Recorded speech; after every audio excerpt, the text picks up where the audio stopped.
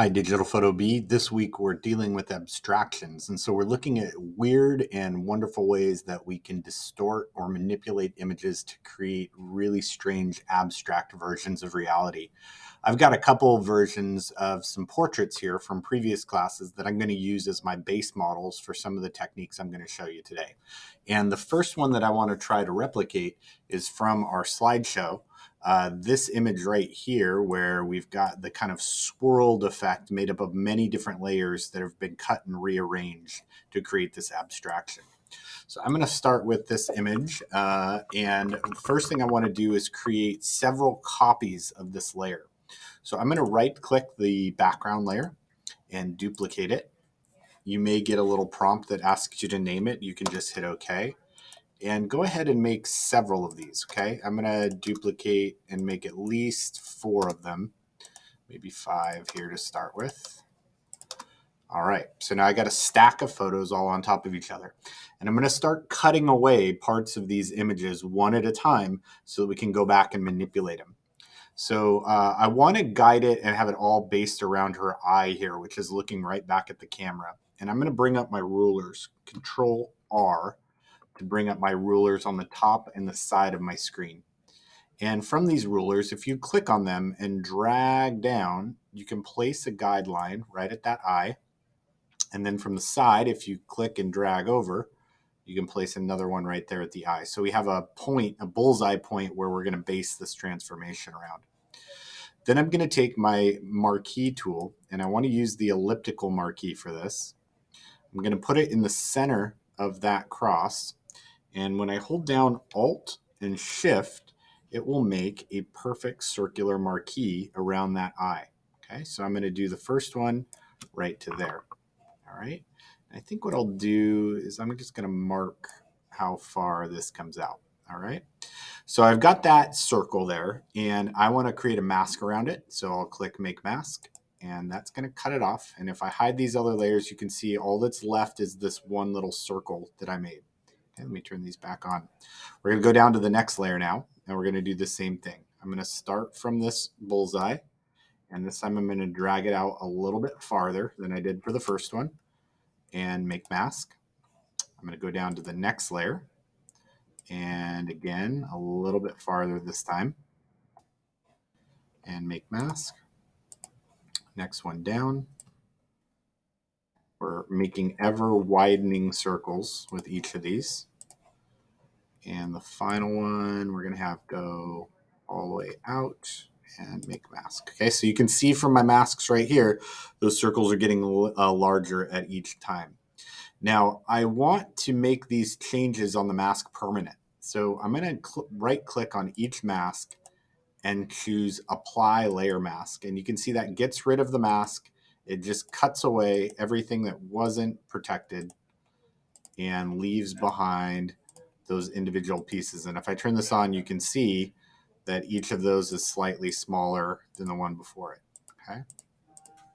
All right, now let's have some fun with it. We're going to go back up to the top image, and I'm going to do Control T to bring up a transform. And you can see that the transform box is all centered around that crosshairs that I made. So if I move my mouse out here to the corner, I can rotate this in whatever direction I want. If you want to do it in 90-degree increments, you just hold down Shift and it'll only go 45 or 90 degrees at a time. Okay, so I'm going to tilt this one. Actually, I'm going to leave this one straight, I think, and I'll tilt the next one. I'm going to take this, Control T, and I'm going to rotate it 180 degrees. Okay, and then press Enter. I'm going to go down to the next one, Control T, and rotate that one 45. And I'll take the next one, Control T, and rotate even more. Let's go like 90 degrees there and Enter. And then I'll go to the last one, Control T, and I can spin that all the way around. Okay. Now all together, I'll turn off my guides here. I'll go to View, Clear Guides, and now I can see the final result where I've created this trippy kind of portal effect with each of those layers spinning around. And you can add as many copies of this as you want. If you decide you want more copies than what we have here, you can always go back to the first image and just keep adding on new ones to build up even more layers of your design. Okay. Okay, great. So let's try a couple more here. I've got another really great photo. This is from John Couch from a few years ago. And I'm going to be using the same technique of stacking copies of the layers and then altering parts of them. So here's the original layer. I'm going to right click and make several duplicates here. So let me just quickly do that. Duplicate, duplicate, duplicate. That's good for what I'm going to do now. And then on this topmost copy, I'm going to use my rectangular marquee to grab a little strip of pixels. Okay. So let me zoom in here on the side of his head. I love all the colors in this image. And I'm going to grab just a really tiny, narrow strip of pixels. Okay. Really small like that. And normally, if I were to transform this, I'd want to be careful about not stretching out the pixels. But in this case, I'm going to go full on stretchy. I'm going to do Control T, and I'm going to grab it from this middle handle right here and pull. Now, for some of you, what you might notice, if you see your pixels getting large like this, you can hold down Shift and just stretch and stretch and stretch as far as you can. Let me come back so you can see what's happened. I've stretched all of those pixels all the way off the screen. So I'm going to press enter now to finalize that transformation. Now, while it's still selected, I'm going to make a mask of this. So I'll come down and click make mask. And you can see it's hiding everything else in the photo and just showing these stripes. Now, the reason I made a mask is because I don't want this to have a really hard edge like this. I want to actually blend it in a little bit with his outfit. So I'm going to take a black paintbrush and I'm on the mask here. And if you remember how masks work, anything that we paint with black disappears. So I came up here and I got let me move my picture out of the way here. I went up here and got a pencil brush out of the dry media brushes. This one has kind of a fuzzy edge to it. And with black, I'm just gently tapping and erasing the edge of that stretched pixel block so that it kind of bends and shapes around his hair and it doesn't look so straight. If you want to add more to it, you can switch to white. And remember, anything you paint with white comes back in. So you can kind of fine tune this until you get a cool look. And if I zoom out, I've got this really cool distorted effect now. Let's put this in a few different areas. So I'm going to come down to the next copy down below. And before I do that, I actually want to apply this mask. I'll right click and say apply layer mask. That's done now. On this one, let's grab our rectangular marquee. And I think it would be kind of cool if I took this little strip from the sign. It's got this cool red and white. I'm going to do Control T and just yank on those pixels to pull them off the sign however I want. Okay. Now I'll press enter and make a mask by clicking on add mask. Now I don't want it to overlap him. I think this looks a little weird. So I'm going to take my black paintbrush and I'm just going to erase on this mask. Zoom in here a little bit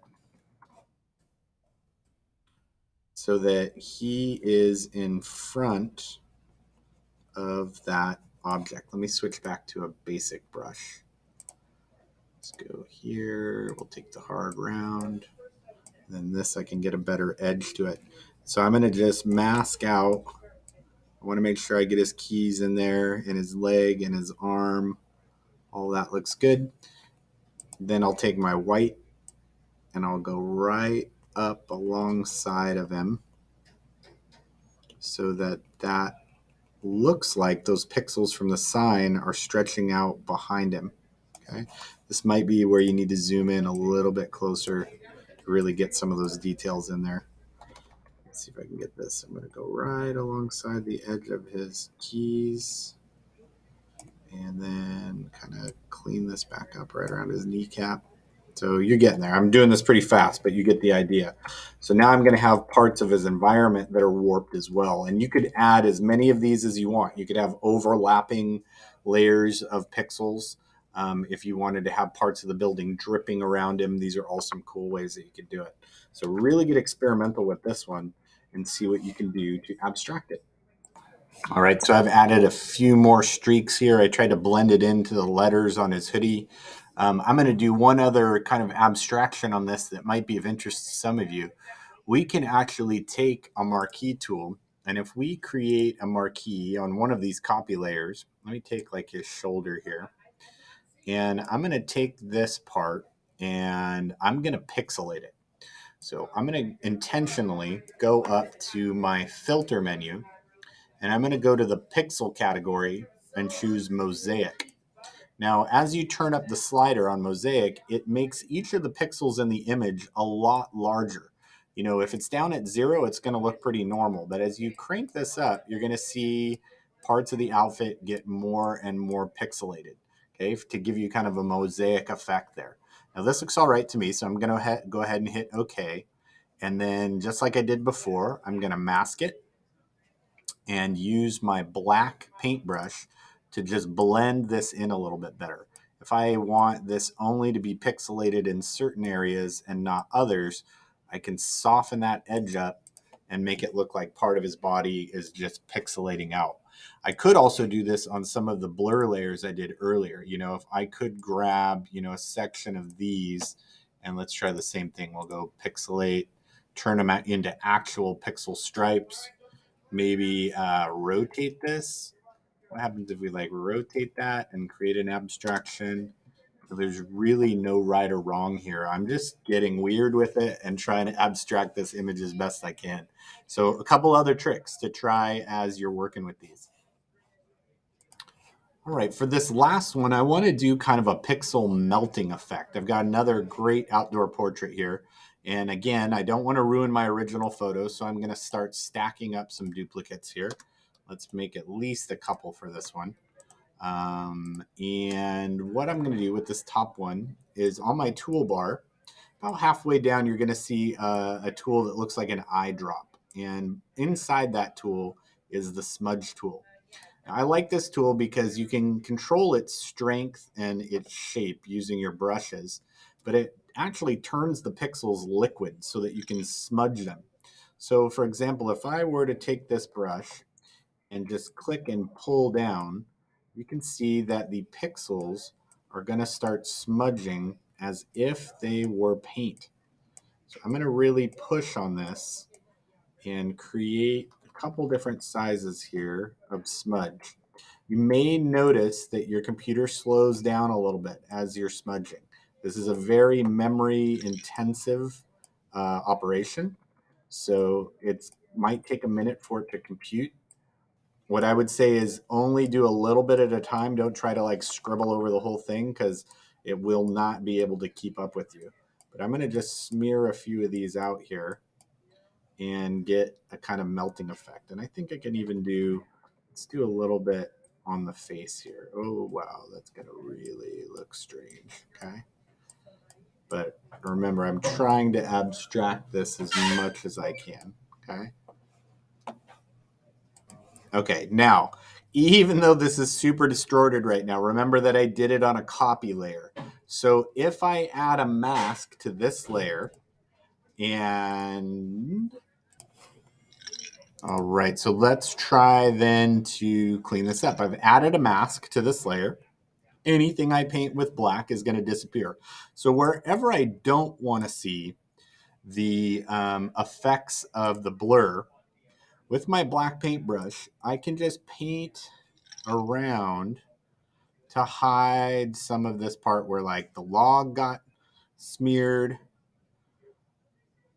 And I can really get in and clean up any weird edges that I see. Remember, you can always make your brush smaller using the bracket keys on your keyboard. That looks pretty good. And this is a pretty heavy effect here. So what I think I'm going to do is leave her eyes intact but maybe have a little bit of the face blurring off here to the side. I'll try to keep some of the sleeve in here. I'm playing around with layers of effect. So let me just have this go right up to the edge. And that way we can kind of hide it behind the edge of her clothing. Okay, that'll sell the effect a little bit more. And again, we're getting some abstract distortions here. Try even smudging around environments. It might be neat to really heavily smudge different areas of the scene. When you're done, you're going to apply that layer mask so that your effects become permanent. And then you can go down to the next copy if you want to adjust something else. So what I might do is grab parts of this and I'm going to come over. Since we've been blurring things, I'm going to go to my filter menu and grab some blur here. And we'll go with the Gaussian blur. Okay. As I turn this up, the higher I turn it, the more that section of the screen will blur. And let me make sure I'm on the right here. There we go. Filter, blur, Gaussian blur. And again, as I turn this up, it's only going to blur inside the section that I have selected. Okay. And I can make a mask of that so it hides it out. So you can build up areas of blur and distortion to see how this looks. Okay, with one more here, let's use what we did the other day with our guide layout. What should I do with this picture? First thing I'm going to do is make a new duplicate layer for it. I only need one for this. And I'm going to go up to my view menu. And remember when we did your photo safari, we created a new guide layout. Well, we only had at the time, I think you guys set it up to be a 3x4 grid. But what if I tell it to slice a lot thinner? For example, I'm going to add 20 columns to this. Actually, you know what? I'm going to go a little bit higher. Let's go 30. And no rows. And I don't really need a margin, so I'll turn that off. All I want is some vertical strips here. And I'll hit OK. Now, with all those guides in place, if I take my marquee tool, I can actually just click and drag, and my marquee will snap to those guidelines. So what I'm going to do is run through here real quick, and you can see I'm selecting every other line, okay, every other column. And I'm doing that by holding down Shift so that I can keep grabbing as many as I need to. As long as I hold down Shift, I can keep selecting, okay? So that's probably good for now. I've got every other one selected, and I'm going to go ahead and click Make Mask. Now, what that's done is it's cut the photo into strips. If I hide the background layer, you can see there it's in individual strips. And there's a lot that I could do with that. For example, I could take that entire layer now and rotate it. Control T, flip it upside down. Maybe I want to have it zigzag like that, or if I want to overlay it on the original picture, I could put it right over the top, and then I get this really crazy distorted abstract effect there. Maybe I want to rotate these 90 degrees and have it almost look like it's been woven together, okay, into a different image, and you can get some cool effects there. Or you could take one of these flips and then apply some adjustment layers to it. So after I set this transformation, if I add an adjustment layer, like let's say black and white, and I make it a clipping mask, it will only put the black and white effect on one of those layers, whatever layer is directly underneath of it. So now I can get a version that's in black and white and a version that's in color, and that might even create a cool effect as I layer these two up. You can experiment with making thinner and thinner slices, or making slices that are in different shapes and then playing around with them. I'm going to actually hide both these layers for a minute, and I will clear my guides. So I'll go to View, Clear Guides. Let's duplicate this layer one more time here, and I'm going to do View, New Guide Layout. Let's do 30 and 30. No gutter. Okay, oops. guidelines. View, new guide layout. I say 30 by 30 with 0 gutter. Awesome. And now what happens if I just randomly grab boxes all over the place here? So I've made a checkerboard for myself. I'm going to just randomly start selecting sections out of this. I think you guys get the idea, so I won't go overboard here, but I got a whole bunch of them selected. And then if I do make mask, I can cut those out. And then if I apply an adjustment layer, like let's do photo filter this time, I will put on a, oh, you know what, actually, instead of photo filter, let's add gradient map. I like these ones. So gradient map just gives you two colors, and then you can pick the colors that it's going to fade from. So watch this. If I grab one of these, all right, that's putting it over the whole thing. But then I'll tell it to be a clipping mask by right-clicking on it and create clipping mask, and it will only apply those to the boxes I selected. Okay, I'll clear my guide so you can get a better look at this. We can get some cool reversed out pixelated effects. All right, guys, I think you've got enough. You've got lots of things you can try out today. Skip through the video to find whatever you want, and we will see what you come up with.